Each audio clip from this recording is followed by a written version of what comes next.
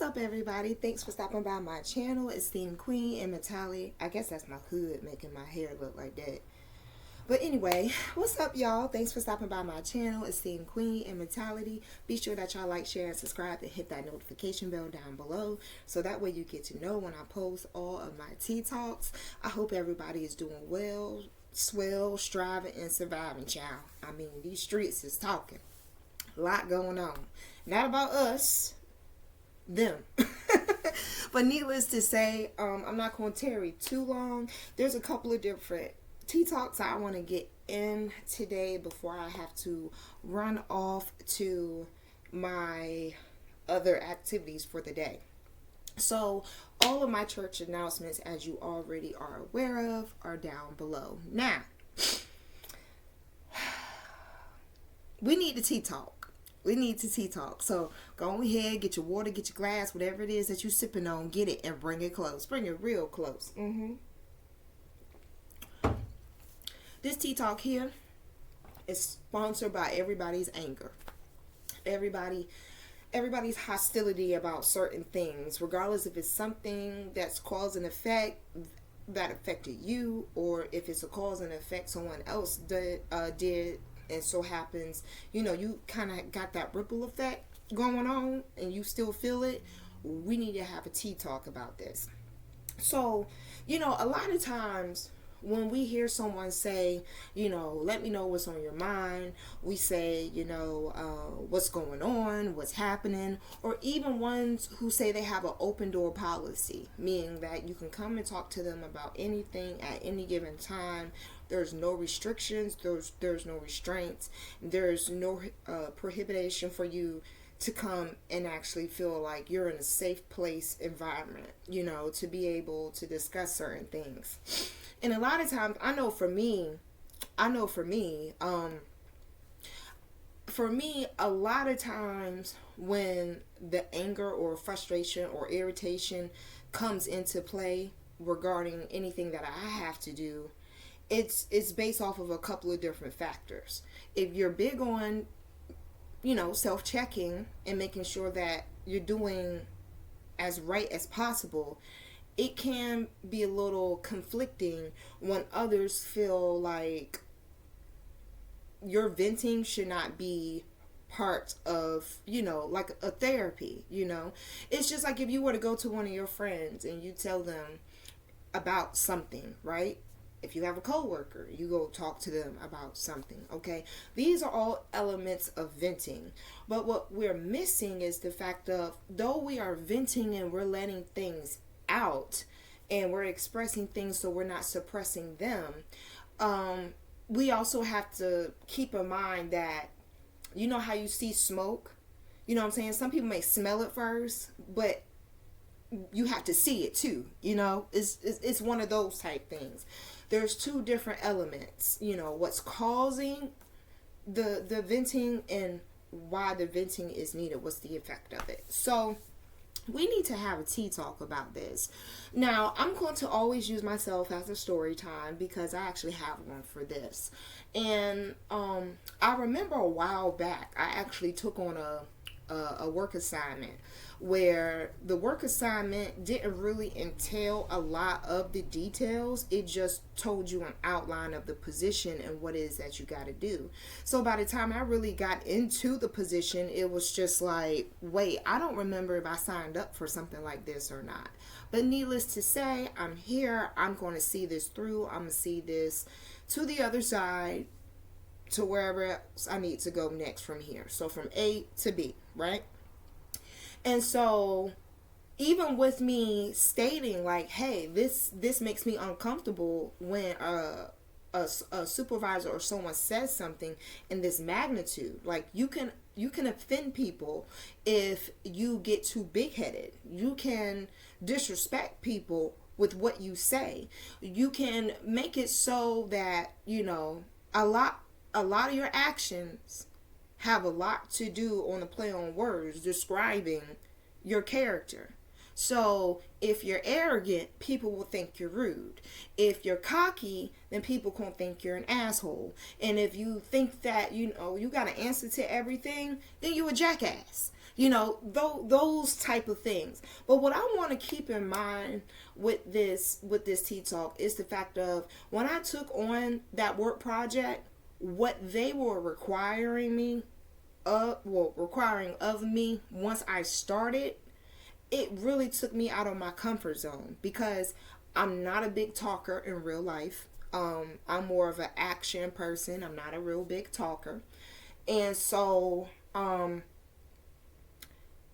when it's time for you to really get off your chest what's been on your mind, we need to keep a couple of things. I had to keep a couple of things in check in order for me to not climb to the top and jump off, but just enjoy the scenery, because you can change whatever it is that is not helping you. But when other people are not willing to be part of the help, to be part of the change, and yet they leave you in this crippling place where you feel as if like if they feel like you can't, then you can't. And that's so not true. Someone else's soft spot, weak spot can be someone else's strong spot. But that doesn't mean that you got to tear each other down just to get your point across. And so a lot of times when we vent about those things that demean us, those things that are condescending, those things that are disrespectful, those things that you feel people rightfully so should not be getting away with, because overall it hurts everybody. If two people are in a relationship and one person does something that violates another, how is it supposed to work? But there's some underlying things that maybe we need to understand, or I needed to understand in that time, so then that way it doesn't continue to happen. A lot of us have an inner child personality that we wear all the time. I used to be one of those people. So when I used to say to myself in my adult mind, like, hey, like, why they acting like that? Like, why they gotta be so mean? Like, why they gotta be so condescending and disrespectful? Well, we need to look at the root as to why it is I feel that way. You know why? I think highly of myself. I praise myself. I affirm with myself things that I know I can accomplish. And so I know the type of person I am. So for someone to sit here and say that they're your superior, but they're disrespecting you nonchalantly, like they don't care, when it comes to time to vent, we need to get out the fact of we don't allow people to discount us. And a lot of times when we feel discounted, we say something. And you should. All right. Secondly, a lot of times, especially for me, coming out of my comfort zone, still willing to do something, takes a lot of risk for someone who has extreme and high anxiety. Okay. My doctor calls it chronic anxiety, PTSD, all those good jazz. I got them. And so when I vent, it kind of explodes everywhere, only because I'm a person of action. I'm not a person of talking too much. Like, I will take note, I will document, but I'm going to keep it pushing. And so when this work project came along, a lot of things management was discussing, I just felt like it was really over exaggerated for what needed to be done and how much you were getting paid. Like, you got to understand why. I had to understand, why is this person being so exaggerating, about things? Like, why they exaggerate about things? Control, power. See, when you walk in it, people see it. And they see it when people pay attention to when you speak, when you converse with them. They're cheerful when they see you. They're willing to talk to you. They'll laugh at your jokes. They'll do all these things because of your personality. And when someone else lacks in personality, that's what makes them uncomfortable. And so you have to not think with a mind where, well, I had to start thinking with a mind where it's not rooted in me not being able to do the job and get along with people. It's rooted in the fact of you're inferior. To this day, I don't know how I make men feel that way, but it is what it is. Shit, I pay my bills. I do what I need to do. I do everything I need to do like one person should, you know? And for some, that can really fuck with them because it's like, okay, well, if she's headstrong and she's going to stand up and advocate for what she believes in, it's going to make it a little bit hard for someone to come in and just try to jerk your chain, let alone play with your intelligence. So in that moment, I had to realize my worth and my value. It has exceedingly gone up, and that is okay. But see, there's a difference between you thinking highly of yourself, so you try your best not to make mistakes that's going to take you back. There's a whole difference between that and someone thinking that they're better than you.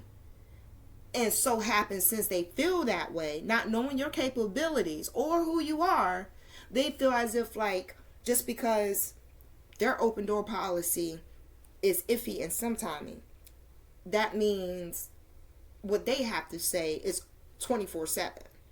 You know, you can't help anybody else if you want a soapbox. You know, you want the room, but you're not the smartest one in the building. So as a result, I'm venting because you're not hearing it. And with everything that I do and how hard I work and for what I'm getting paid, I'm actually doing you a favor. And people don't understand that part with venting. Sometimes people vent because, you know what, their availability can be way more purposeful somewhere else. But when people get to the point where they feel as if like something traumatic has traumatized them, such as myself, and when it's time for me to vent, part of, I feel like, emotionally maturing is when I vent about like something's bothering me, I got to get down to the root of it. You know, it's like, okay, well, I'm doing this and I'm pitching this and everyone's hanging up. I personally don't think that work project was for me, but I still continue to do it because I wanted to tell myself, like, you're worthy of being able to step out of your comfort zone and do what needs to be done. You shouldn't feel as if like being in your comfort zone and staying there, that's with certain things in life, that's not going to be enough. You know, you want to move somewhere, you got to do the work to be able to see that come to fruition. Otherwise, you're just going to be wishing that, you know, you had a roof over your head. There's levels to all of this. And one level to venting is understanding the bottom line. A lot of how we feel when someone offends us, there's something rooted in that needs to be addressed. And though if you can't change it, you can always, like my video says, change the channel. You can change the channel because, you know, I feel like there's good vents and bad vents. You know how you have your dryer, and the dryer got a little vent in the back, right? Well, that's because if you don't have that vent, you can burn your damn house down because the hot air is not escaping. Same way with anger, same way with frustrations. If you don't let that hot air out, child, poof. Okay? Same thing for a washing machine. You put too much in it, something is going to react. And if you don't realize how to properly use a washing machine, properly use a dryer, you are in for a rude awakening and an unexpected bill or two. Well, when you vent, a lot of what you're venting comes from a past experience. And the thing that you have to let go of is whatever is coming out. Whatever's coming out in that vent ain't going into no bucket besides the lid, okay? But everything else is just going out. It's going out and it's dispersing in the air. And a lot of times when we vent, after we vent, we need to do just like what the air does. Disperse that shit out, let the trees clean it up, and produce some new fresh air. Because the bottom line is, you are worthy and you are entitled to change. Don't no one tell you that you're not.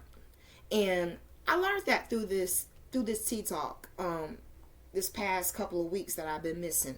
It's just been the fact of, you know, it's okay for you to get off your chest and get out that hot air. That doesn't mean everybody else is going to like the summer, you know. But at least it's not in me no more. Because, see, the longer you hold and suppress certain things, by the time it is time for you to vent, You done loaded both barrels, burned people's houses down. You across the street watching the firefighters put the shit out. You know? That's how it be sometimes. That's how it be sometimes. So, I'm going to encourage you to do what I did. And that is, don't look at the immediate problem. Look at the root. You feel some type of way because of what? What about what is making you feel like what? Okay? It's okay to self-check yourself. And it's sure enough okay for you to let out your frustrations. No one should make you feel like you have no power or strength to speak up for yourself. You know, only you can advocate for you. And if you're doing everything as right as possible, don't even hold that baggage. And don't even feel as if, like, because you let it out, you got to clean it up. That's what the trees is for. Let them motherfuckers. Okay? I'm just saying. But it's good to get it out because it's dangerous if you let it in. And you keep it in. So, you know, be you. A lot of people who were lost and wasted time aren't going to like that. Trust me. But you know what? Don't waste your time trying to figure out why they don't. So, y'all tell me how y'all vent. How do y'all vent? Do y'all say what's on y'all mind, then try to figure out the root problem, or you say what's on your mind and then you say fucking and walk off? Let me know down below in the comments, okay? So, love y'all. Be sure to like, share, and subscribe, and hit that notification bell down below. You all are invited into the Warrior community. All that information is down below. We still have our Doubt Fires. We have the book club. We have Dream Academy. We have Cooking with Stella. We have the Rant and Rave podcast. So, we got a lot going on behind the scenes. So, go ahead and skip over there with us. And I will talk to y'all later. Bye.